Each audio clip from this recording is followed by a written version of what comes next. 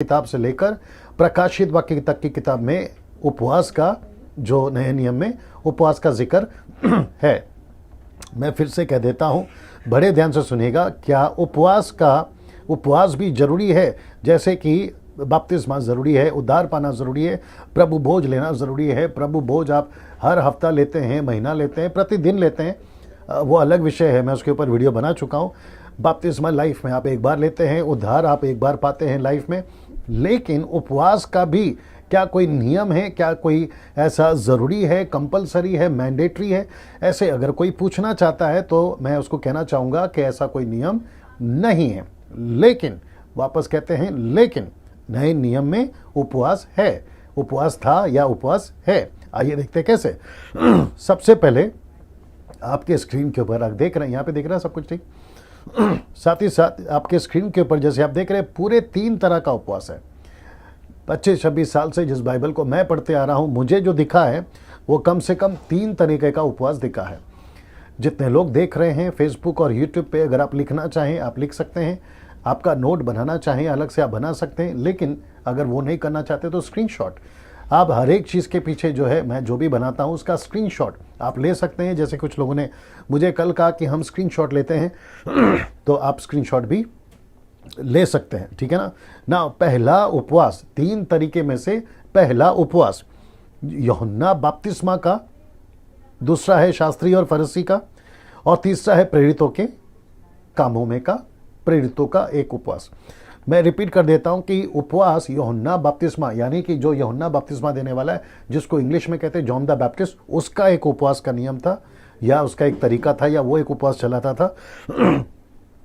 क्षमा करें। साथ ही साथ शास्त्री फरीसी भी उपवास चलाते थे या वो उपवास करते थे, और प्रेरितों के ज़माने में भी उपवास होता था। तो यहाँ पे 3 तरीके का उपवास है। तो मैंने इसको ऐसा लिखा है, यूहन्ना बपतिस्मा देने वाले का उपवास, शास्त्री फरीसियों का उपवास और प्रेरितों का उपवास। प्रेरितों में पतरस आता है जो यहूदियों का प्रेरित है, उसमें पौलुस आता है जो अन्य जातियों का प्रेरित है। ये 2 प्रेरित है बाइबल के अंदर। मैं रिपीट करता हूँ, एक है पतरस, दूसरा है पौलुस। पतरस जो है वो यहूदियों का प्रेरित है, पौलुस जो है वो अन्य जातियों का प्रेरित है। बाइबल को जब आप पढ़ेंगे तो आपको ये चीज़ें उठकर दिखेंगी, और इसका जो क्लैरिफिकेशन है वो आपको गलातियों की किताब उसके 2 अध्याय में पूरा चैप्टर पढ़ोगे तो मिल जाएगा ना। इसको थोड़ा चेंज किया मैंने, इंग्लिश में डाला है। इसको कहते हैं जॉन स्पिरिट, रिलीजियस स्पिरिट, और तीसरा है होली स्पिरिट। तो जॉन स्पिरिट मतलब जॉन जो लेके चलता था अपनी फास्टिंग, तो मैंने उसको नाम दिया है जॉन स्पिरिट। दूसरा है शास्त्री फरीसी, रिलीजियस स्पिरिट, यानी कि धार्मिक उपवास, और तीसरा है पवित्र आत्मा का उपवास, और जो करते थे प्रेरित। यहाँ ठीक दिख रहा है? कितने लोग जुड़ गए? 152। ओके जितने लोग अभी 150 लोग जुड़ गए हैं, मैं उन सभी को रिक्वेस्ट करता हूं, आप जो है इसको शेयर करते जाइए, इनवाइट करते जाइए लोगों को। तो उससे क्या होगा कि मेरा जो मैसेज है वो उन तक भी पहुंचेगा, ठीक है ना। चलिए वापस आते हैं जिस टॉपिक के ऊपर हम बात कर रहे हैं। जो लोग अभी जुड़े हैं मैं उनके लिए वापस आ जाता हूं। क्या उपवास करना ज़रूरी है? मैं रिपीट करता हूं, क्या उपवास करना ज़रूरी है? Is it mandatory to do have a fasting और compulsory to have a fasting? इसके ऊपर मैं बात कर रहा हूँ। क्या जैसे उद्धार पाना, बपतिस्मा लेना, प्रभु भोज लेना ज़रूरी है, तो क्या उपवास भी ज़रूरी है? क्या बाइबल में इसका कोई नियम है? इसका ये ऑन कर लो, क्या कहते हैं उसको, या ठीक है ना। वैसे ही ऐसा कोई नियम बाइबल में नहीं है, मैंडेटरी बाइबल में नहीं है। उपवास को लेकर बाइबल जो है किसी प्रकार का नियम नहीं बनाती, मैंडेटरी नहीं है, कंपलसरी नहीं है। लेकिन में आपको कुछ सीखना है। नए नियम में उपवास है, नए नियम में उपवास है। टोटल 3 तरीके का उपवास है। तो एक है यूहन्ना बपतिस्मा देने वाले का या उसके तरीके का, दूसरा है शास्त्री फरीसियों का, और तीसरा है प्रेरितों के कामों का, जिसको मैंने इंग्लिश में ऐसा रखा है दूसरे तरीके से समझने के लिए, John spirit, religious spirit and Holi spirit fasting. तो इसको बोल सकते हैं John spirit fasting, religious fasting and Holi spirit fasting. आइए देखते हैं कैसा। सबसे पहला देखते हैं यूहन्ना बपतिस्मा देने वाले का जो उपवास है। अगर कॉल आता है इससे रिलेटेड या जो भी है तो मुझे बताना। यूहन्ना बपतिस्मा वाले देने का जो बपतिस्मा है उसका जो उपवास है, मत्ती की किताब उसका 9वां अध्याय वचन 14। तो आपके स्क्रीन के ऊपर यहाँ पर आ गया है। तब यूहन्ना के चेलों ने उसके पास आकर कहा, क्या कारण है कि हम, ये जो शब्द है हम, ये है यूहन्ना के चेले, यानी कि यूहन्ना ने जो अपने चेलों को सिखाया था कि तुम उपवास करो, और फास्टिंग करो, और वो करते थे।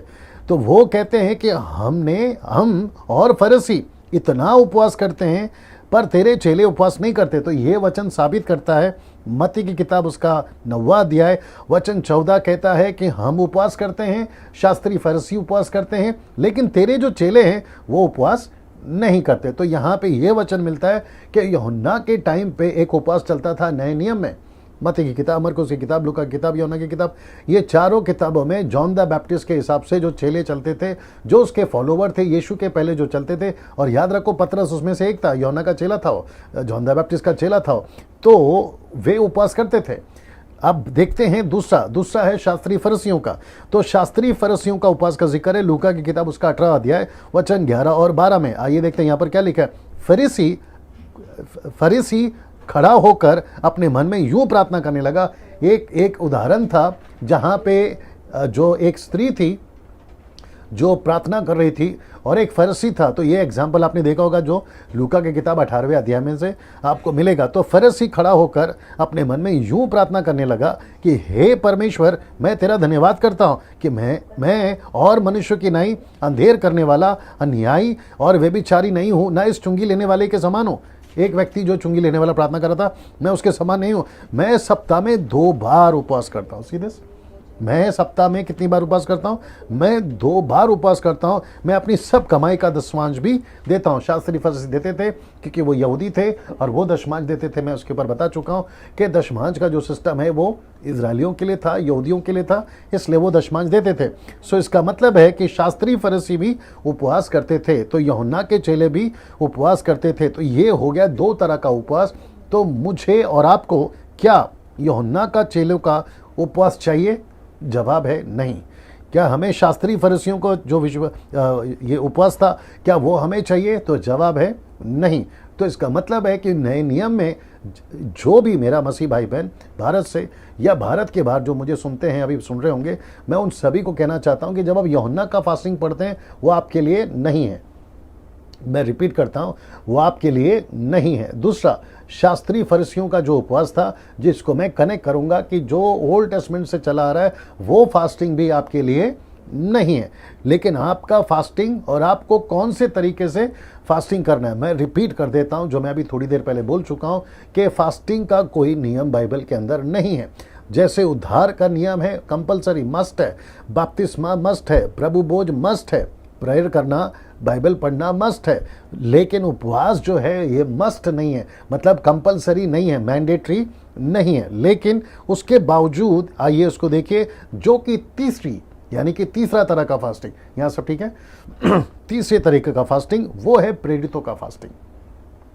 आइए देखते हैं कहाँ हुआ है प्रेरितों का जो फास्टिंग है, वो कहाँ पर है। उपवास प्रेरितों के ज़माने में रखा जाता था। क्यों रखा जाता था, किसके तरीके से रखा जाता था, ये आपके लिए है और आज मेरे लिए है। तो इसको हम जो है थोड़ा सा आज स्टडी करेंगे। आपके लिए मैंने बहुत सारे वचन लाए हैं जो आपको पढ़ना है, देखना है और ध्यान से इसको समझना है। मैं रिपीट करता हूँ, ये तीसरा है, ये आपके लिए प्रेरितों का जो फास्टिंग है ये आपके लिए। आइए देखते कैसे। प्रेरितों की किताब उसका 14 का 23 और प्रेरितों की किताब 13 का 3। आइए देखते क्या लिखा हुआ है।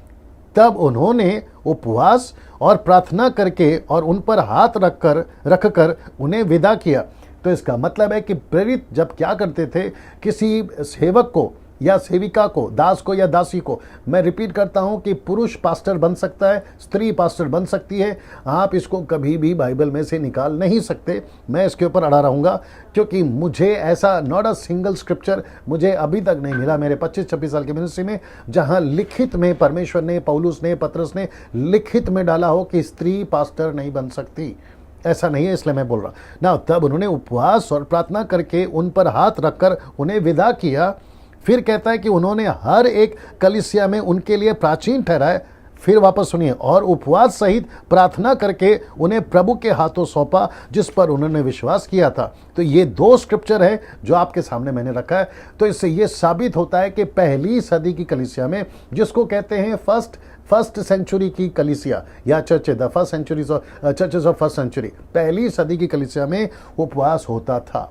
और क्यों होता था, कैसे होता था, उसमें से हम कुछ सीख जो है वो ले सकते हैं ताकि हम भी उसी तरीके से फास्टिंग को कर सके ना। बड़े ध्यान से देखिएगा कि प्रेरितों ने पवित्र आत्मा की अगुवाई में उपवास किया था। आवाज़ ठीक है सब कुछ? ओके, अभी कितने लोग जुड़ गए हैं? 196. ओके, मैं रिक्वेस्ट करता हूं कि 190 या 196 जो लोग हैं शेयर करते जाइए। और जिस टॉपिक के ऊपर हम बात कर रहे हैं वो है फास्टिंग, उपवास, ठीक है ना। जो अभी चल रहा है ना लेंथ डे, मैं उसकी बात नहीं कर रहा हूँ। लेंथ डे बाइबल के अंदर नहीं है। पहली बात, ये कैथलिक ने लाया है, किसी और ने लाया है, ये बहस का विषय है, ये फिर कभी उसके ऊपर हम बात करेंगे। लेकिन लेंथ डे और किसी तरह का फास्टिंग बाइबल के अंदर नहीं है। और मैं जो बात कर रहा हूँ वो तीसरे तरीके का फास्टिंग है जो प्रेरित रखते थे। और वो क्यों रखते थे ये आपके सामने रखा हुआ है। प्रेरितों ने पवित्र आत्मा की अगुवाई में उपवास किया था। तो इसका मतलब है कि उनको लीड कौन करता था? पवित्र आत्मा। क्यों पवित्र आत्मा लीड करता था? क्योंकि प्रेरितों के दूसरे अध्याय में पवित्र आत्मा नीचे आ चुका था और वहां पर वे जो है प्रार्थना और उपवास करते थे ना। बड़े ध्यान से सुनिएगा, मरकुस की किताब उसका 2:20 में यहां पे कुछ हुआ है। आइए देखते क्या हुआ है। परंतु वे दिन आएंगे, पता है क्यों? क्योंकि यीशु को जॉन द बैप्टिस्ट के चेलों ने और शास्त्री फरीसियों ने यीशु को पूछा था कि हम उपवास करते हैं, ये दूसरा पुस्तक का ट्रांसलेशन के हिसाब से, हम उपवास करते हैं और हम उपवास करते हैं लेकिन तेरे चेले उपवास नहीं करते। परंतु वे दिन आएंगे, तब यीशु ने कहा परंतु वे दिन आएंगे कि दुल्हा उनसे अलग किया जाएगा, उस समय वे उपवास करेंगे। ये यीशु का स्टेटमेंट है। तो कौन से समय वो उपवास करेंगे? तो मैं वापस कहता हूं कि पवित्र आत्मा के दिनों में। तो इसका मतलब है तब से लेके अब तक, यानी कि 21st सेंचुरी में, अभी जो 2020 में हम चल रहे हैं, मार्च, आज तारीख क्या है? 20 तारीख, मार्च 20 तारीख को तक जो पवित्र आत्मा, जो मैं अभी बात कर रहा हूं जी, हम सभी जो है उसी पवित्र आत्मा के लीडरशिप में और अगुवाई में चल रहे हैं। तो इसका मतलब है कि उन दिनों में जब यीशु ने कहा था कि परंतु वे दिन आएंगे, तो कौन सा दिन आएगा? पवित्र आत्मा का दिन। तो पवित्र आत्मा के दिनों में यीशु ने कहा था कि दुल्हा उनसे अलग किया जाएगा। ये दुल्हा कौन है? कॉमन सेंस, यीशु मसीह। दुल्हन कौन है? आप और हम, कलीसिया। सो उनसे अलग किया जाएगा और वे उस समय उपवास करेंगे। तो यीशु ने कहा कि वे उपवास करेंगे। तो इसका मतलब है कि पवित्र आत्मा मिनिस्ट्री के संदर्भ में, मिनिस्ट्री से रिलेटेड, मिनिस्ट्री के बारे में, देश देश को जीतने के लिए, शहर शहर को जीतने के लिए, उसके संदर्भ में आपको उपवास के लिए अगुवाई कर सकता है। और जब पवित्र आत्मा आपको अगुवाई करेगा तब आपको उपवास करना है। लेकिन क्योंकि आपकी संस्था कहती है, आपका डिनोमिनेशन कहता है, आपका कोई फेवरेट पास्टर या कोई सीनियर पास्टर या जिसको आप फॉलो करते हैं वो फास्टिंग का पैटर्न फॉलो करता है 40-40 दिन या 80-80 दिन या 20-20 दिन, इसलिए मैं भी करूंगा, तो ये गलत हो जाएगा। मैं उसके ऊपर आ रहा हूं। सो इसका मतलब है कि आपको उपवास करना है, तीसरा वाला जो है प्रेरितों का उपवास। लेकिन प्रेरित कैसे करते थे? पवित्र आत्मा की अगुवाई। यीशु ने कहा मैं एक दिन उनसे अलग हो जाऊंगा और वे उपवास करेंगे। तो इसका मतलब है कि उपवास यीशु मसीह ने अपने चेलों के बारे में कहा था कि एक ऐसा दिन आएगा तब वे उपवास करेंगे। आइए देखते आगे। जब तक पवित्र आत्मा आपकी अगुवाई नहीं करता आप उपवास मत करो। मैं कुछ सेकंड इसको रख रहा हूं, प्लीज उसको देख लीजिए जी। अभी कितने लोग देख रहे हैं? 224. ओके, मैं इसलिए बीच बीच में पूछता हूं कि कितने लोग जुड़ गए हैं, कितने लोग जुड़ गए हैं, ताकि मेरी जिज्ञासा, मेरी तड़प सिर्फ यह है कि जो मैं मेहनत करके आप लोगों के लिए लाया हूं वो लोगों तक पहुंचे और काफ़ी लोग जो है इसका बेनिफिट उठाए। अदरवाइज मेरा कोई दूसरा मकसद नहीं है। और आपको पता है कि मैं सोशल मीडिया से पैसे नहीं कमाता। चलिए वापस आते हैं इसके ऊपर। जब तक पवित्र आत्मा आपकी अगुवाई नहीं करता उपवास मत करिए। तो इसका मतलब है कि आपको वेट करना है अनटिल अनलेस आपको होली स्पिरिट लीड नहीं करता, तब तक आप उपवास नहीं कर। और ये सब कुछ डिपेंड होता है। अभी कुछ लोग कॉल करके पूछ सकते हैं या फिर आपके मन में प्रश्न चल रहा होगा कि पास्टर डैनियल हम कैसे पता लगाएं कि पवित्र आत्मा हमें कह रहा है कि उपवास करो। तो ये सब कुछ तय होता है, सब कुछ डिपेंड होता है आपका रिलेशनशिप जो आप पवित्र आत्मा के साथ रखते हो, आपका मिनिस्ट्री, आप जैसे मिनिस्ट्री करते हैं। मैं आपको और एक चीज़ बता देता जो मेरे दिमाग में अभी आ रहा है। देखिए, आप मिनिस्ट्री नहीं कर रहे हो, ठीक है ना, आप आत्माओं को नहीं जीत रहे हो, आप चर्च प्लांटिंग नहीं कर रहे हो, आप मेकिंग डिसाइपल नहीं कर रहे हो, आप city to city, nation to nation, border to border आप नहीं जा रहे हो, आप घर पर बैठे हो और आप कुछ नहीं कर रहे हो। फिर अगर आप कहोगे कि पवित्र आत्मा मुझसे बात क्यों नहीं कर रहा है, तो इसका मतलब है कि पवित्र आत्मा उसी से बात करेगा, उसी को लीड करेगा, उसी को अगुवाई करेगा, उसी को मॉनिटरिंग करेगा, मेंटरिंग करेगा जो मिशन में है। एक वचन पढ़ना प्लीज, पहला कुरिन्थियों उसका 3 अध्याय। ये बीच में इसलिए आता है ताकि है ना मैं जो पवित्र आत्मा की अगुवाई में बात करता हूँ वचन से मैं आपके बीच में रख सकूं। देखिए पौलुस ने क्या कहा, पहला कुरिन्थियों 3 अध्याय, 1 Corinthians chapter 3, इंग्लिश में भी ले लेना, 1 Corinthians chapter 3 verse 9। जी जी क्योंकि हम परमेश्वर के सहकर्मी हैं, हाँ, तुम परमेश्वर की खेती और परमेश्वर की रचना हो। वापस पढ़ना। क्योंकि हम परमेश्वर के सहकर्मी हैं, जी तुम परमेश्वर की खेती और परमेश्वर की रचना हो। ओके, अभी इंग्लिश में पढ़िए। 1 Corinthians चैप्टर, ये बाइबल इधर दे दो, 1 Corinthians chapter 3 verse 9। Ji For we are laborers together with God. You are God's husbandry, ye are God's building. वापस पढ़ना। For we are laborers together with God. Okay, labourers together for God, next. Ye are God's husbandry, ye are God's building. Okay, building, so we are God's building, Hindi में कहता है हम उसकी खेती हैं, और इंग्लिश में क्या है, वी आर गॉड्स बिल्डिंग। तो इसका मतलब है कि हम खेत में हैं, हम को वर्कर हैं, हम परमेश्वर के साथ में काम कर रहे हैं। तो पवित्र आत्मा और यीशु किसको लीड करेगा? जो खेत में है। किसको लीड करेगा? जो फसल काटने के हसुआ लेकर जिससे फसल काटता है उस मुहिम में या उस मिशन में, तो पवित्र आत्मा उसी को लीड करेगा। अच्छा, कुछ लोग कहते हैं कि पास्टर डैनियल मुझे महसूस हो रहा है कि मैं फास्टिंग में जाऊं, तो आपका जो महसूस होना है ना वो आपको तकलीफ में डाल देगा। तो इमोशनली होकर किसी को कॉपी कर कर, मैं जो कि उसके ऊपर भी बात करूंगा, वैसे आपको फास्टिंग में नहीं जाना है। जब तक पवित्र आत्मा आपकी अगुवाई नहीं करता है उपवास मत करिए, ठीक है ना। साथ ही साथ मैं आपको याद दिला दूं, आपको कॉल करना है, सवाल पूछना है, आपके पास में मौका है। जैसे मैंने आज कहा कि मैं आज कुछ कॉल्स लूँगा, अगर आप लोग कॉल करते हैं तो हम उसका जो है बीच में जवाब देना चाहेंगे ना। आगे बढ़ते हैं यहाँ से, और मैं वापस कहता हूँ, अभी जो लोग जुड़े हैं उन सभी को बताना चाहता हूँ कि जिस टॉपिक के ऊपर हम बात कर रहे हैं वो टॉपिक है उपवास करना ज़रूरी है क्या। तो मैंने कहा ये उपवास करना ज़रूरी नहीं है, इसका कोई नियम नहीं है, लेकिन 3 प्रकार के उपवास मैं बता चुका हूँ। एक है जॉन द बैप्टिस्ट का, दूसरा है शास्त्री फरीसियों का, और तीसरा है प्रेरितों का। मैंने उसको इंग्लिश में अलग तरीके से रखा था, John spirit and religious spirit and Holi spirit fasting. इसके ऊपर मैं अभी ऑलरेडी बता चुका हूँ। ये अपलोड जब होगा तो उसको डिटेल में आप लोग देख सकते हैं ना। क्या उपवास करने से हम ज़्यादा पावरफुल बन जाते हैं? तो जवाब है नहीं। मैं रिपीट करता हूं, क्या उपवास करने से हम ज़्यादा पावरफुल बन जाते हैं? तो जवाब है नहीं। आप उपवास करो या ना करो, पवित्र आत्मा आपके अंदर है, आपके फास्टिंग से आप ज़्यादा पावरफुल बनेंगे, ऐसा कोई स्क्रिप्चर नहीं है। और अगर कोई आपको सिखाता है जो कि ओल्ड टेस्टमेंट के आउट ऑफ कॉन्टेक्स्ट से भी सिखाता है, मैं उसके ऊपर भी आने वाला हूँ, तो वो गलत हो जाएगा, वो शिक्षा गलत हो जाएगी। आपका उपवास आपको पावरफुल नहीं बनाता है, आपका पवित्र आत्मा आपको पावरफुल बनाता है। तो फास्टिंग करने से आप बाकी कुछ भी मत करो, सेवा मत करो, सिर्फ उपवास करो और पावरफुल बन जाओ, तो फिर पावरफुल बने क्यों हो, उसका मतलब क्या, ये प्रश्न उठेगा। याद रखो, सेविकाई से संबंधित जितनी भी सामर्थ आपको चाहिए वो सब आपके अंदर है, इसलिए मैंने लिखा है आपके अंदर है। यहाँ पे सब ठीक है जी। मैं रिपीट करता हूँ, याद रखो, सेविकाई से संबंधित जितनी भी सामर्थ आपको चाहिए वो सब आपके अंदर है। इसका मतलब है कि आपके रिलेटेड मिनिस्ट्री, आप जो भी करना चाहते हैं वो आपके अंदर ही है, आपको बाहर से कुछ नहीं मिलेगा।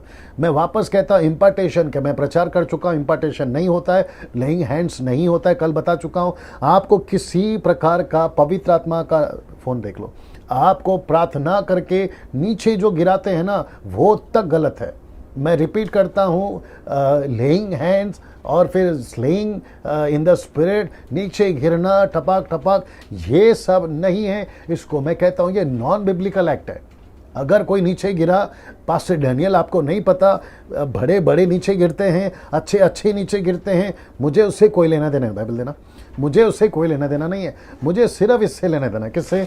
ये वचन, मुझे सिर्फ इससे लेना देना। इसका मतलब है कि जो कुछ इसमें लिखा है अगर इसमें होता है, क्योंकि ऊपर बैठा परमेश्वर पवित्र आत्मा जो आपके अंदर है वो वचन को लेकर किसी प्रकार का गड़बड़ी नहीं करेगा। लिखा कुछ और है, बोलेगा कुछ और याद रखो अगर पवित्र आत्मा लीड भी करेगा ना तो इससे मैच कराता हुआ लीड करेगा, इसके बाहर आउट ऑफ द बॉक्स आपको लीड नहीं कराएगा। और ऐसा सभी एक्सपीरियंसेस आपके जो है काम नहीं आएंगे, जो कि मैं आपको पहले से भी बता चुका हूं। तो याद रखो सेविकाई से संबंधित जितनी भी सामर्थ्य आपको चाहिए वो सब आपके अंदर है। अगर कोई इंपॉर्टेंट कॉल है तो बता देना। ओके ना, किन चीजों के लिए उपवास नहीं करना है, ये कुछ सेकंड रहेगा, आप इसको देख लीजिएगा। पहला, किन चीजों के लिए उपवास नहीं करना है। कितने लोग जुड़ गए? ओके मैं रिपीट करता हूं कि किन चीजों के लिए उपवास नहीं करना है। सबसे पहला, पवित्र आत्मा पाने के लिए उपवास नहीं करना है। क्यों? क्योंकि वो आपको मिल चुका है इफिसियों 1:13 के अनुसार, जो कि मैं नहीं पढ़वाऊंगा और यहाँ पे मैंने नहीं डाला है, लेकिन नीता सोलोमन जी आप डाल दीजिएगा। इफिसियों 1:13 कहता है कि जिस दिन हमारा उद्धार हो गया था उसी दिन पवित्र आत्मा की जो छाप है, the seal of the Holi spirit, वो आपको मिल चुकी है। तो आपको पवित्र आत्मा पाने के लिए उपवास नहीं करना है। मैं रिपीट करता हूं, पवित्र आत्मा पाने के लिए आपको उपवास नहीं करना है। जिस दिन आपका उद्धार होता है, मैं इसके ऊपर प्रचार कर चुका हूं, मेरे यूट्यूब पे इसके ऊपर जो है मैसेज में बना चुका हूं, मैं लोगों को बता चुका हूं। तो मैं रिक्वेस्ट करता हूं कि किसी भी प्रकार का ऐसा कोई टीचिंग, वो चाहे नेशनली हो या इंटरनेशनली हो, या आपका फेवरेट पास्टर हो या फेवरेट प्रीचर हो, अगर वो कहता है कि आपको पवित्र आत्मा पाने के लिए जद्दोजहद करनी है, आपको पवित्र आत्मा पाने के लिए अपनी तरफ से कुछ एफर्ट डालना है या मेहनत करनी है या तपस्या करनी है या उपवास करना है, तो मैं वापस कहता हूं, कड़े शब्दों में मैं कहना चाहता हूं, वो गलत शिक्षा है, वो एक्सेप्टेबल नहीं है। बाइबल इसकी इजाजत नहीं देती है। कि यीशु ने खुद कहा है कि मैं पिता से विनती करूंगा, वो तुम्हें एक सहायक देगा। यूहन्ना की किताब उसका 14:16, यूहन्ना की किताब उसका 16:12। ये सारी चीजें अगर आप पढ़ोगे तो आपको पता चल जाएगा कि यीशु ने कहा है कि मैं पिता से विनती करूंगा, वो तुम्हें एक सहायक देगा। तो यीशु ने खुद कहा है कि मैं खुद दूंगा। तो इसका मतलब है कि जिस दिन आप उद्धार पाते हैं, पवित्र आत्मा आपको मिल जाता है। ये रहा वो स्क्रिप्चर इफिसियों 1:13। और ऐसे कम से कम 2 से 3 दर्जन स्क्रिप्चर में डाल सकता था, लेकिन क्योंकि वक्त को ध्यान रखना होता है इसलिए मैं नहीं डाल रहा ना। दूसरा, दान और वरदानों के लिए आप उपवास नहीं करना है। मैं रिपीट करता, दान वरदानों के लिए भी आपको उपवास नहीं करना है। अब आप पूछोगे क्यों? क्योंकि पवित्र आत्मा खुद तय करेगा, 1 कुरिन्थियों 12:11 जो कि मैं डालूंगा यहाँ पर, पवित्र आत्मा तय करेगा कि किसको कौन सा दान देना है। Salome get ready with the Bible. ना, मैं चाहता हूं कि जैसा मुझे अभी लीड हो रहा है मैं वैसे आपके बीच में बात करूं। जो स्लाइड्स मैं यहाँ पे बना चुका हूं मैं तो वो आपको दिखाऊंगा, लेकिन बीच में पवित्र आत्मा कुछ वचन अगर डालता है तो मैं बताऊंगा। लेकिन सबसे पहले मैं चाहता हूं कि आप ये देखो, पहले आप देख लीजिए कि दान वरदान के लिए उपवास करने की जरूरत नहीं है, क्योंकि वो पवित्र आत्मा तय करेगा, खुद परमेश्वर तय करेगा, अकॉर्डिंग टू 1 कुरिन्थियों चैप्टर 12 वर्स 11। नाउ किसको क्या देना है वो सब पवित्र आत्मा ही तय करेगा। मैं रिपीट करता हूं कि किसको क्या देना है, मतलब एक विश्वासी को अगर वो मिनिस्ट्री में है तो ये पवित्र आत्मा तय करेगा, विश्वासी तय नहीं करेगा कि मुझे कौन सा दान चाहिए। तो मैं चाहता हूं कि पहला ये पढ़ लेते, पढ़ो सलोमी ये वाला। परंतु ये सब प्रभावशाली कार्य वही एक आत्मा करवाता है और जिसे जो चाहता है वह बांट देता है। परंतु ये सब प्रभावशाली कार्य वही एक आत्मा करवाता है और जिसे जो चाहता है वह बांट देता है। ओके, अब आप लोग सोच रहे होंगे कि मैंने इसको येलो में क्यों रखा है नीचे वाले को। ये कहता है कि जिसे जो चाहता है वह बांट देता है। तो यहाँ पे ऐसा पढ़ने में आता है कि हम चाहेंगे और परमेश्वर बांट देगा, यानी पवित्र आत्मा बांट देगा। तो ये ऐसा नहीं है। तो आपकी जो हिंदी है, मराठी है, तेलुगु है, तमिल है, कन्नड़ा है, गुजराती है, और भी जितनी भाषाएं एक्सेप्ट इंग्लिश, और इंग्लिश में भी कुछ ट्रांसलेशंस में भी गड़बड़ है, एरर है। जो ट्रांसलेशंस है, मैं रिपीट करता हूँ, स्क्रिप्चर में कभी गड़बड़ नहीं होती, ट्रांसलेशन में गड़बड़ हो सकती है, ठीक है ना। तो विलियम कैरी साहब जब अपना हिंदी लिखवा रहे थे या बंगाली लिखवा रहे थे तो उनसे मिस्टेक हो सकती है, जो उनको इंटरप्रेट करके बता रहे थे कि इसका मतलब ये है। तो यहाँ पे ये ऐसा नहीं है। तो आप लोग जब हिंदी पढ़ते हैं तो आप लोग क्या करिए, उसको कंफर्म करने के लिए, या अगर आप खुद पढ़ सकते हैं तो खुद पढ़ लीजिए इंग्लिश में, अगर नहीं पढ़ सकते तो किसी की मदद लेकर उसको जो है अपने स्टेटमेंट को ठीक करिए। विशेष करके जितने प्रीचर्स है भारत के, मैं उनको रिक्वेस्ट करूंगा कि सर आप लोग जब प्रचार करते हैं तो अपने स्टेटमेंट को रीचेक करिए। आपके प्रचार को रीचेक करिए। आप जब पॉइंट्स बनाते हैं प्रीचिंग के लिए, संडे के लिए, फास्टिंग प्रेयर के लिए, जो भी आप करते हैं, तो आप क्या करिए, अपने स्टेटमेंट को रीचेक करिए और इंग्लिश के साथ में जो है आप उसको जो है रीचेक करिएगा, ठीक कर लीजिएगा। नाउ इसको इंग्लिश में कैसे है आइए देखते हैं। According to first Corinthians chapter 12 and verse 11। और ये कौन सा ट्रांसलेशन है? Wycliffe translation. आप इसको गूगल पे ढूंढ सकते हैं। वाइक्लिफ, जॉन वाइक्लिफ, ये एक ऐसा व्यक्ति था जो 13th सेंचुरी में, मतलब किंग जेम वर्जन के पहले, किंग जेम वर्जन जो है वो 16th सेंचुरी में लिखा गया था, लेकिन आपका जो जॉन वाइक्लिफ ट्रांसलेशन है वो 13th सेंचुरी में लिखा गया था। और उसका ट्रांसलेशन जो कि ग्रीक और हिब्रू, उस बंदे ने सबसे पहला जो ट्रांसलेशन किया था, and one and the same spirit worketh all this things parting to each by themselves as he will. और नीचे वो कहता है डिवाइडिंग और imparting to each as he so desired.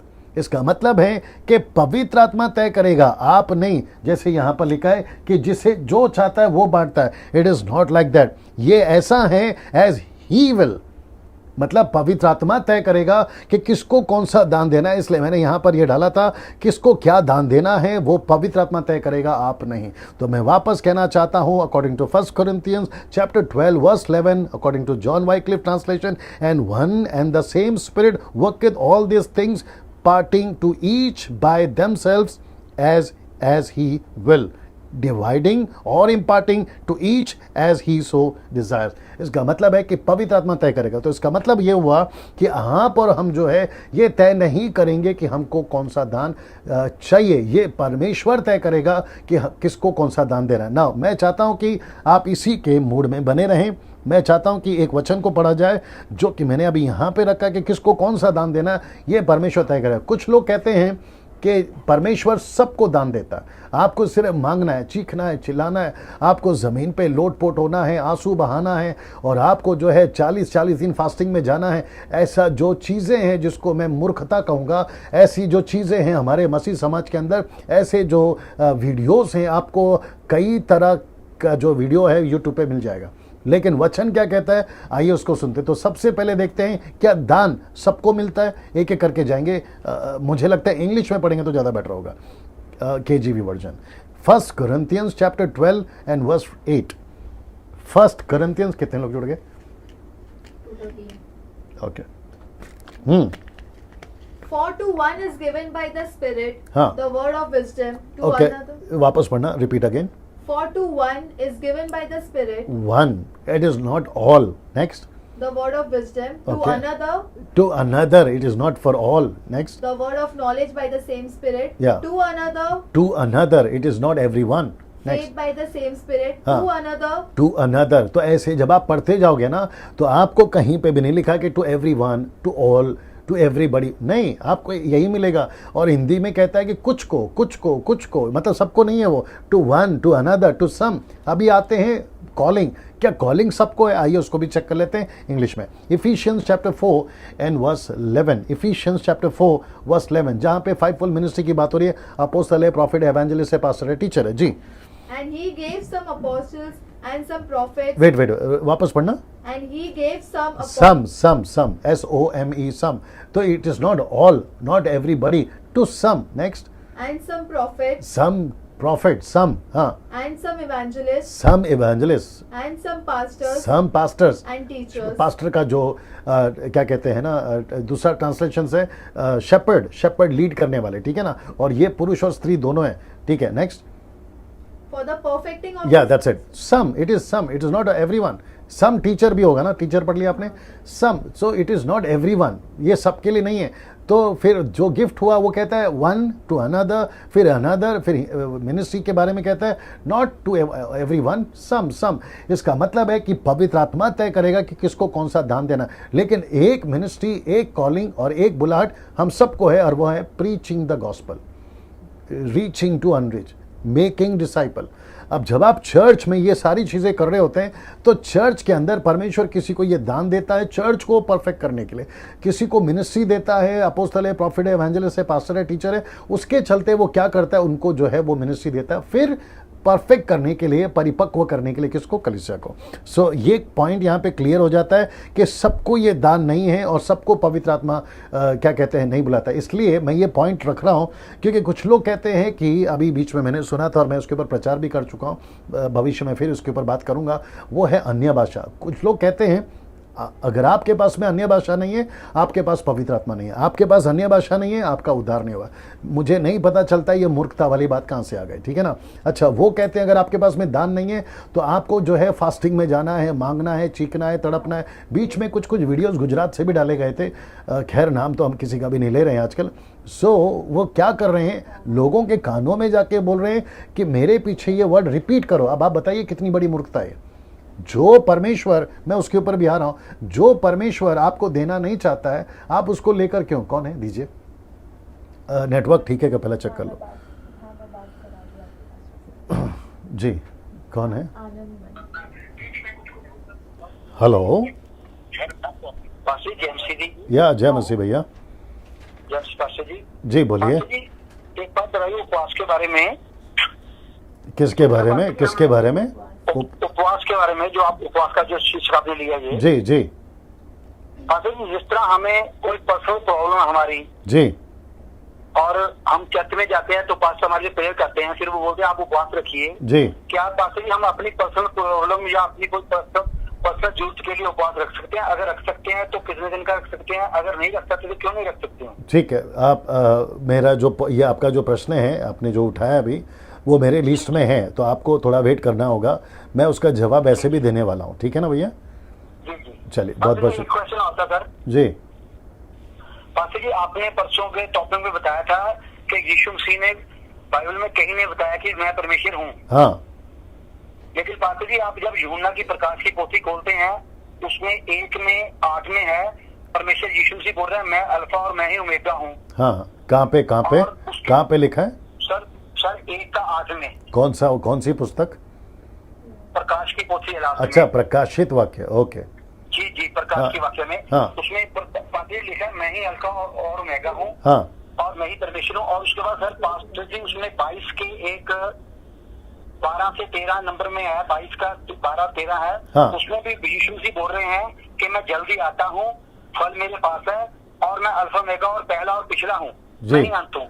जी। तो पास्टर जी यीशु मसीह खुद को परमेश्वर से कंपेयर कर रहे हैं और खुद को परमेश्वर बता रहे हैं, क्योंकि पास्टर जी यही बात अगर आप यशायाह में जाएंगे 44 में, तो वहां पर भी उन्होंने लिखा हुआ है 6 नंबर पे कि इजराइल का सैनिक जो वहां पर परमेश्वर बोल रहे हैं इजराइल का पातशाह मैं हूँ, मैं ही अल्फा और मैं ही ओमेगा हूँ।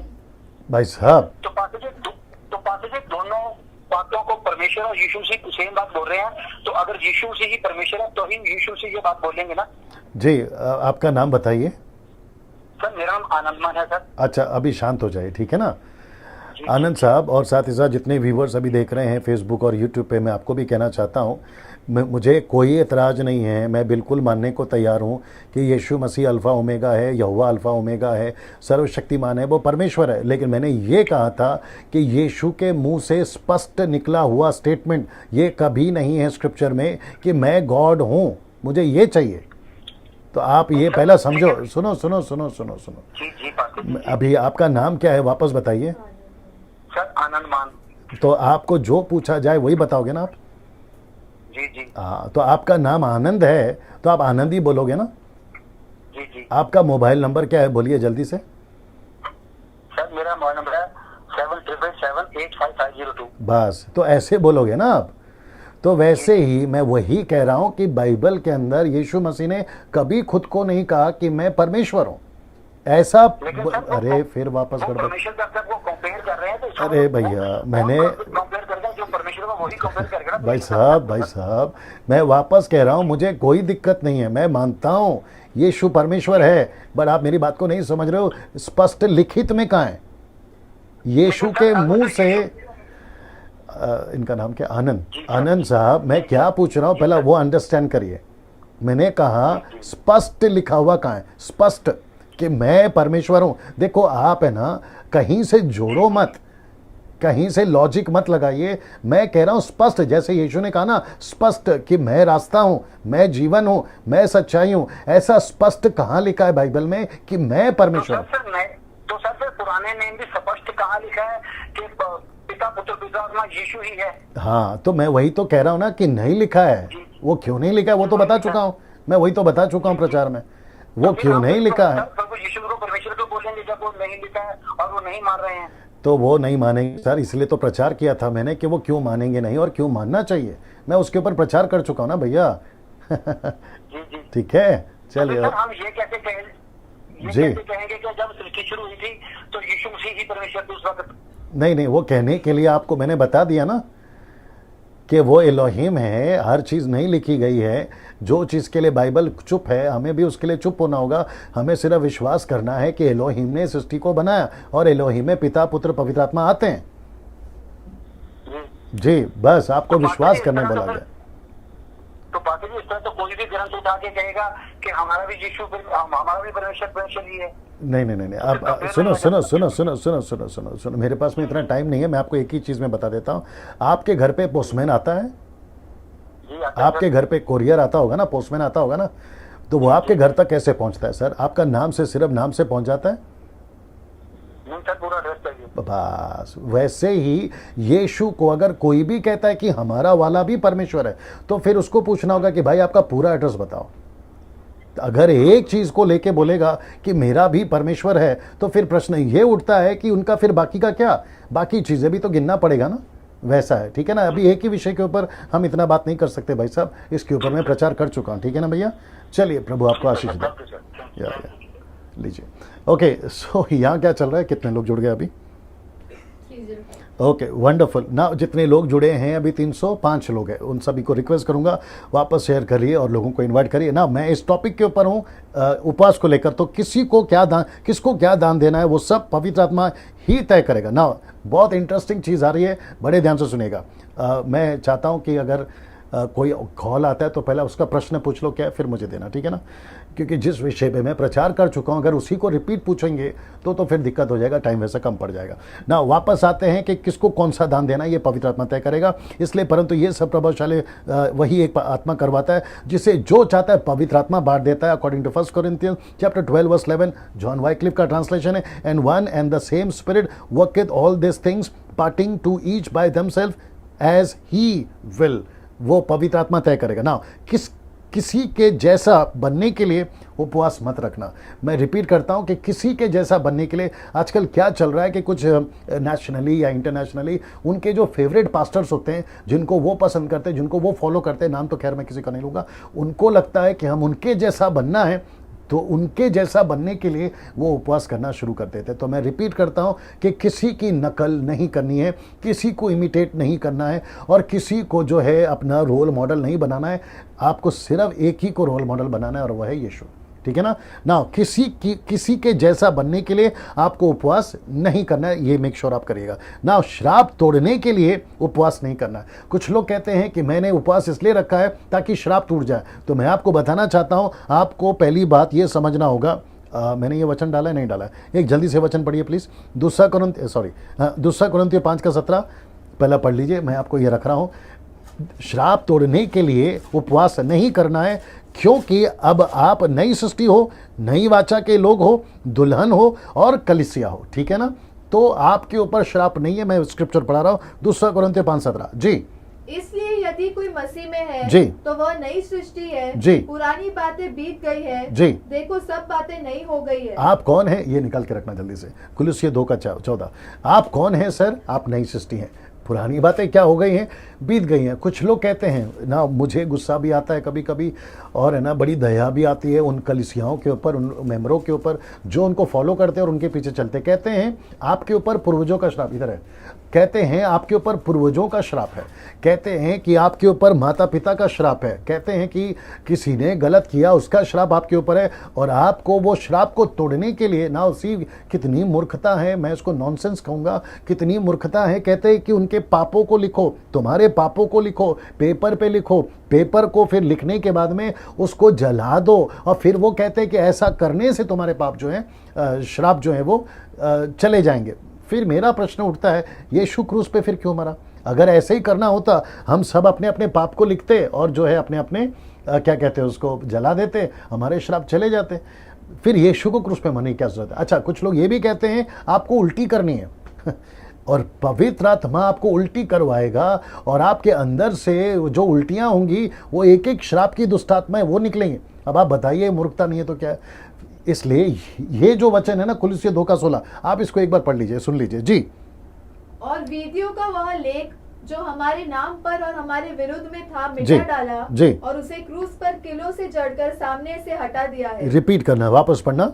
और वीदियों का वह लेख ओके, ऐसा लिखा है, विधियों का वो लेख जो हमारे नाम पर, जो आपके और मेरे, जो ओल्ड टेस्टमेंट से या आपके वंशज से, पूर्वजों से, आपके जितने भी जनरेशन है वहां से आ रहे, उन सबको यीशु ने क्या क्या, पढ़िएगा प्लीज। और हमारे विरुद्ध में था मिटा डाला, उसको मिटा डाला। कैसे मिटा डाला वो भी देखिए। और उसे क्रूस पर कीलों से जड़कर सामने से हटा तो दिया है। यीशु के हाथों में जब कीले मारे जा रहे थे तो वो तभी श्राप हट गया। तो पेपर पे लिख के जलाने वाला कॉन्सेप्ट कहां से आ गया? अब बताइए आप। और ये साउथ में से ज्यादा चल रहा है। अब वो कौन जला रहा है मैं जानता हूं, लेकिन बता नहीं पाऊंगा आपको। वीडियो आप लोग चेक करिएगा। फिर कहते हैं कि उल्टी करो, उल्टी करने से आपके सारे श्राप जो है वो निकल जाएंगे, दुष्ट आत्मा निकल जाएगा और उसके चलते क्या होगा कि आप मुक्त हो जाओगे। तो ऐसे कितनी उल्टियां कर ली हैं, वो अभी भी श्राप में है, क्योंकि वो यीशु मसीह के पास में ठीक से नहीं आए हैं, बंधन में है, और साथ ही साथ में वो सारा पेपर पे लिख गए हैं, फिर भी वही जीवन है, वही गलत चीज़ें चल रही हैं। तो यहाँ पे आपको विश्वास करना है कि किसी प्रकार का श्राप आपके जीवन में नहीं है। आप श्राप से मुक्त हो चुके हैं, आप श्राप से आज़ाद हो चुके हैं, और आपको किसी प्रकार के ऐसे उल्टे सीधे टीचिंग में जाने की जरूरत नहीं है, और ना ही आपको उपवास करने की जरूरत है।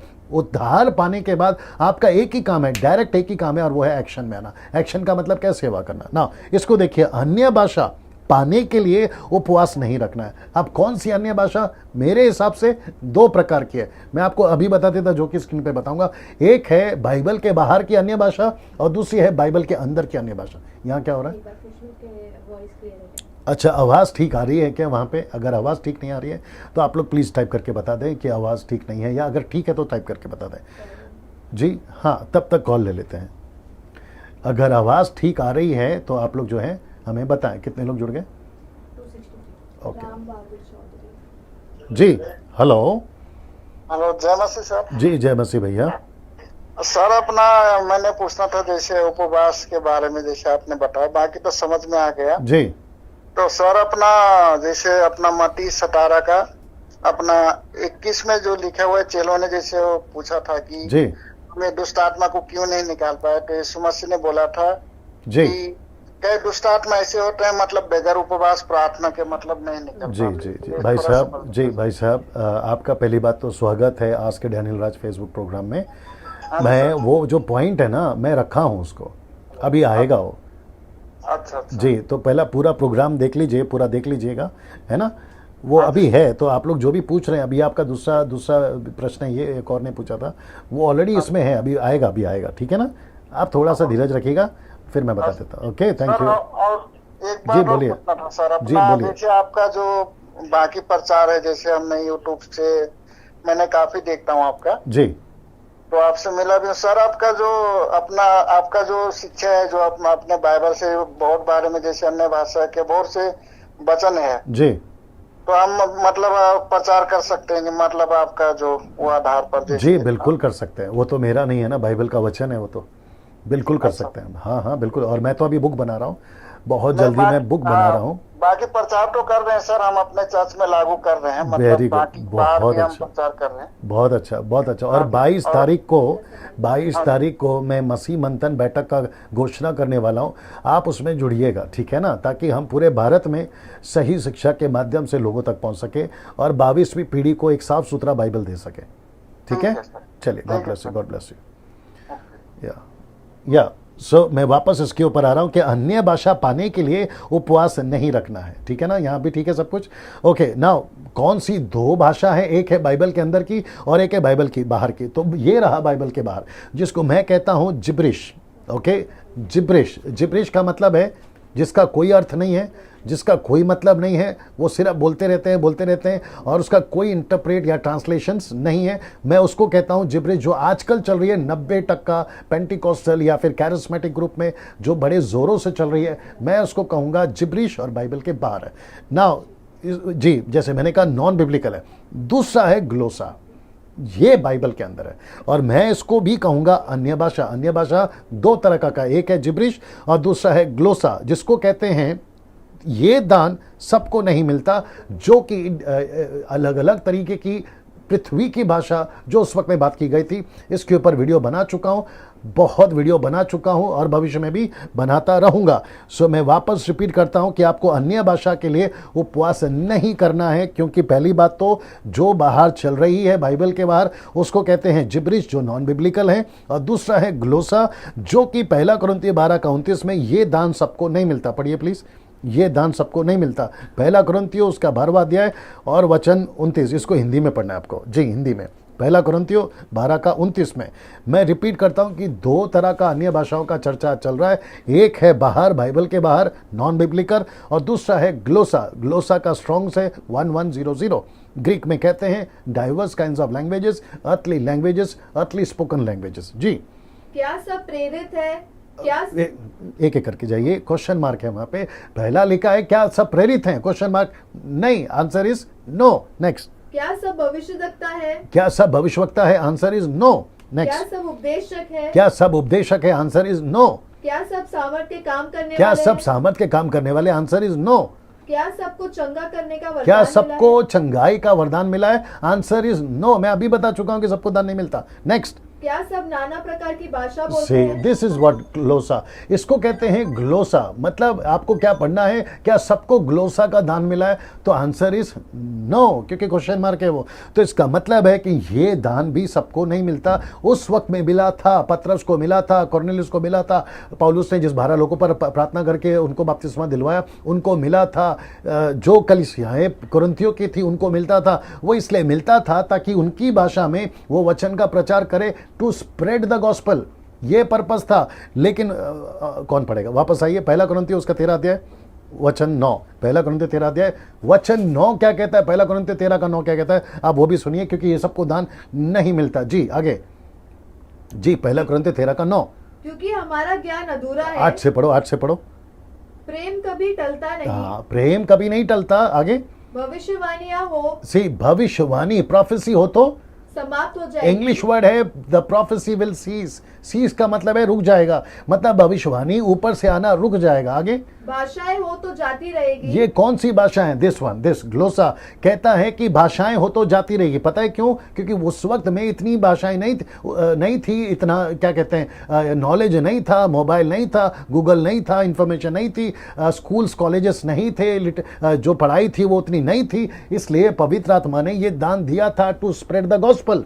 लेकिन उसके बाद में आज कम से कम 6000 भाषाएं पूरी दुनिया में बोली जाती हैं। तो पवित्र आत्मा कहता है कि जब मैं सब कुछ को दे चुका हूं, सब लोग सीख चुके हैं, अगर इंग्लिश वाले को हिंदी नहीं आती तो इंटरप्रेट कर सकता है, हिंदी वाले को इंग्लिश नहीं आती तो इंटरप्रेट कर सकता है, तमिल, तेलुगु, गुजराती, मलयालम, ये सारी चीज़ें आज आप इंटरप्रेट कर सकते हैं, तो फिर आपको ग्लोसा नहीं मिलेगा। तो इसका मतलब है भाषाएं हो तो जाती रही। देखो ये सब स्क्रिप्चर है, आप इसको नजरअंदाज नहीं कर सकते। एक वचन उठाकर आप जैसा मन चाहो उसको ट्विस्ट करके मैनिपुलेट करके आप अपनी कलीसिया को नहीं सिखा सकते। और मैं 3 दिन से बोल रहा हूं, जो गलत सिखाएगा उसको खूब मार पड़ेगी। न्याय के दिन ये डर आपको आना बहुत जरूरी है। आपको खूब मार पड़ेगी अगर उल्टा सीधा सिखाओगे, वो चाहे डैनियल राज हो या कोई और हो ना। इसको देखिए, क्या उपवास खतरनाक हो सकता है, मैं वक्त का ध्यान रखूंगा। यहाँ सब ठीक है, एक सेकंड पूछ लो ना, क्या वीडियो ठीक से आ रही है? क्या वीडियो ठीक से आ रहा है? तो आप लोग जरा बताएं क्यों, यहाँ पे क्या दिक्कत है? और 2 जन ने डाला कि वीडियो वीडियो नहीं चल रहा है, यहाँ पे नेटवर्क है, सब कुछ है। ओके, अगर आप सब लोग ठीक से देख पा रहे हैं तो आप प्लीज़ उसको टाइप करके बताएं। जो यूट्यूब वाले हैं आप परेशान ना हो, क्योंकि ये फेसबुक वालों का दिक्कत है ना। मैं वापस कंटिन्यू करता हूँ, नीचे टाइप कर देना अगर सब कुछ ठीक चल रहा है। नीता जी आप टाइप कर दीजिए अगर सब कुछ ठीक चल रहा है। ओके ना, मैं वापस आता हूँ। क्या उपवास खतरनाक हो सकता है? मैं रिपीट करता हूँ, क्या उपवास खतरनाक हो सकता है? जवाब है जी हाँ, यस। आइए देखते हैं कैसे। अगर पवित्र आत्मा की अगुवाई में ना हो तो, मैं रिपीट करता हूं, क्या उपवास खतरनाक हो सकता है? आंसर इज यस, खतरनाक हो सकता है। क्यों? अगर पवित्र आत्मा की अगुवाई में ना हो तो इसका मतलब है आपके मर्जी से उपवास मत करो। देखो, मर्जी से उपवास नहीं करना है, क्योंकि वो परमेश्वर को एक्सेप्टेबल नहीं है। आपकी मर्जी से परमेश्वर तक नहीं पहुंचेगी वो। अगर ओल्ड टेस्टमेंट हो, न्यू टेस्टमेंट हो, आपका मूसा हो, आपका दानियल हो, योएल की किताब हो, जहां कहीं यशाया, यिर्मयाह, जहां कहीं उपवास का जिक्र है, उनको परमेश्वर ने अगुवाई किया, उनको लीड किया कि तुम्हें उपवास करना है, तब जाके उन्होंने किया। न्यू टेस्टमेंट का तो मसला ही खत्म हो जाता है। यहां पर कहता है कि जब तक पवित्र आत्मा आपको लीड नहीं करता है, आपको जो है उपवास में नहीं जाना है। इसीलिए मैंने लिखा, क्या उपवास खतरनाक हो सकता है? हो सकता है। मेरे कितने दोस्त हैं, बड़े बड़े दास हैं, जिनका नाम मैं नहीं लूंगा, मतलब 40-40 दिन उपवास करते थे, ना पानी पीते थे, ना खाना खाते थे, और पूरी तरह से अपने आप को खत्म कर लेते थे। और फिर क्या कहते हैं उसको, हार्ट का प्रॉब्लम, किडनी फेलियर, उनको क्या कहते हैं लिवर में जॉन्डिस हो जाना, ऐसी मौत से मरे हो, ऐसी मौत से मरे। इसको कहते हैं मूर्खता। एक वचन पढ़ना है प्लीज, एक वचन पढ़ना है, आप ले लो, देख लो, एक वचन पढ़ना है। रोमियो की किताब उसका 10 का 2, क्षमा करें, रोमियो 10 का 2।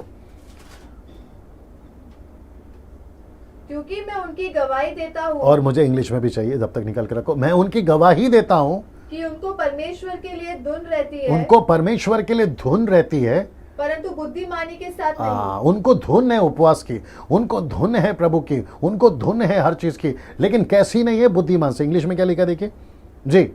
For I bear them record that they have a zeal of God, They have a zeal for God, हाँ, but not according to knowledge. But not according to knowledge. They have a zeal, उनको तड़प है, उपवास करना है, प्रभु के नजदीक आना है। लेकिन परमेश्वर कहता है कि तुम अपने तरीके से क्यों आ रहे हो, मेरे तरीके से आओ ना।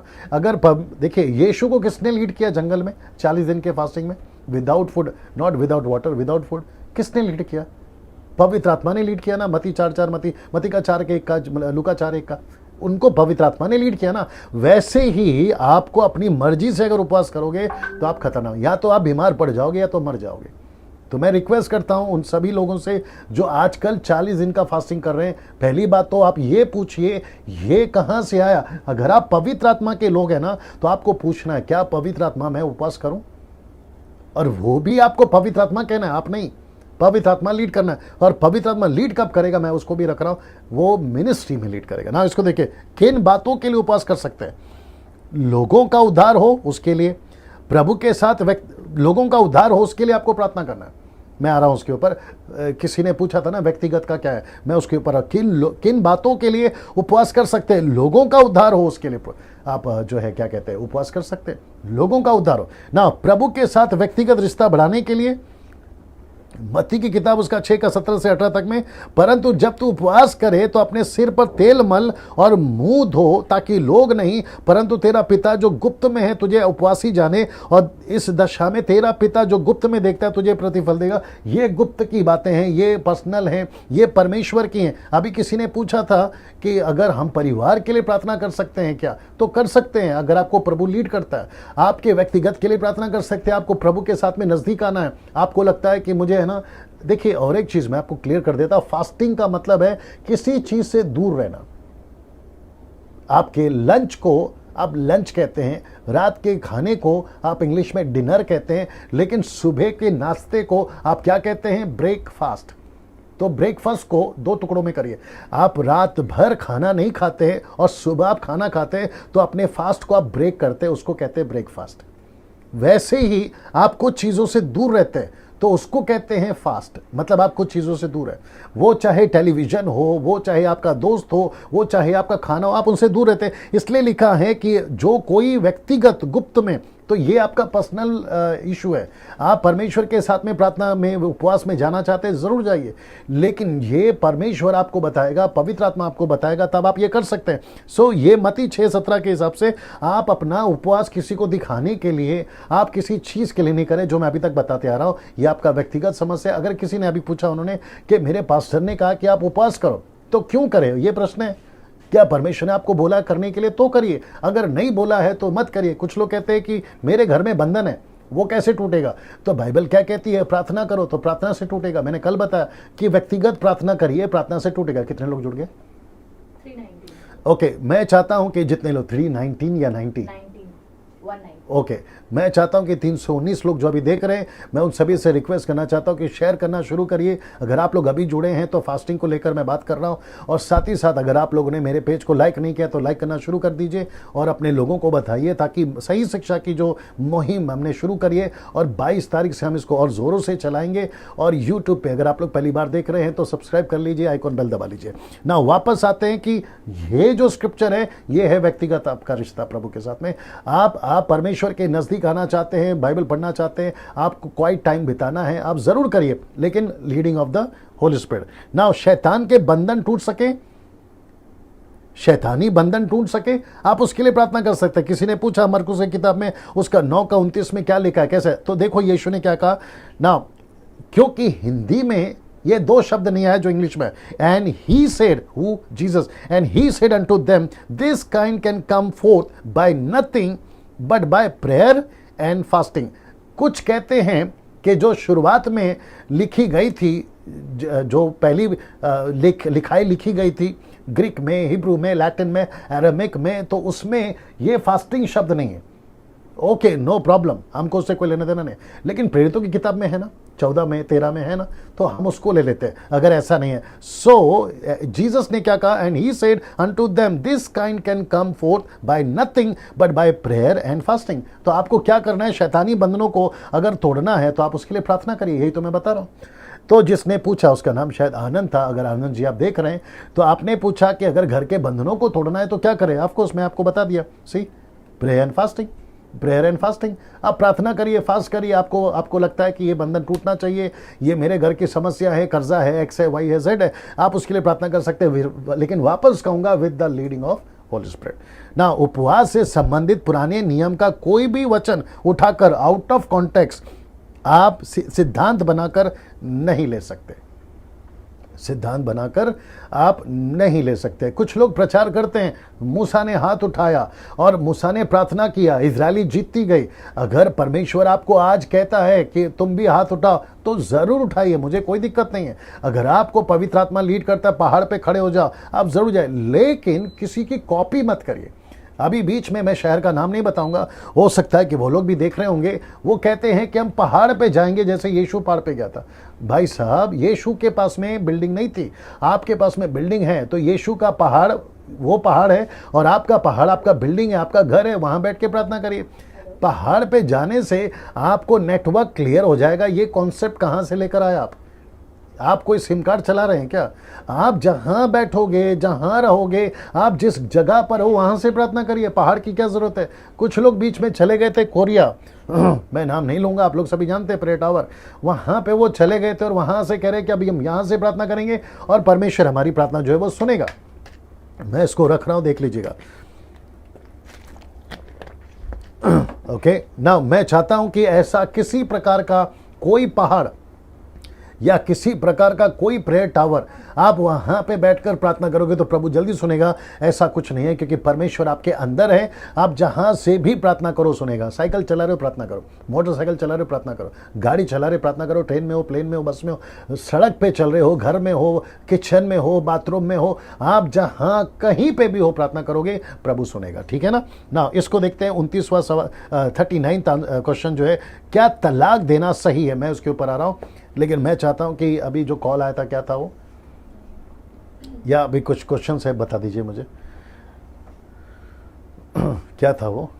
आनंद मन का ही सवाल है हाँ। कि अगर हमें कोई पर्सनल प्रॉब्लम होती है या फिर लंबे समय से कोई बीमारी है, हाँ। तो क्या हमें उसके लिए उपवास करना चाहिए या फिर सिर्फ प्रार्थना से ही हम ठीक कर सकते या हैं? आई थिंक मैं उसका जवाब दे चुका हूँ। और कोई? नहीं, उपवास के लिए नहीं। नहीं, और कोई क्वेश्चन है?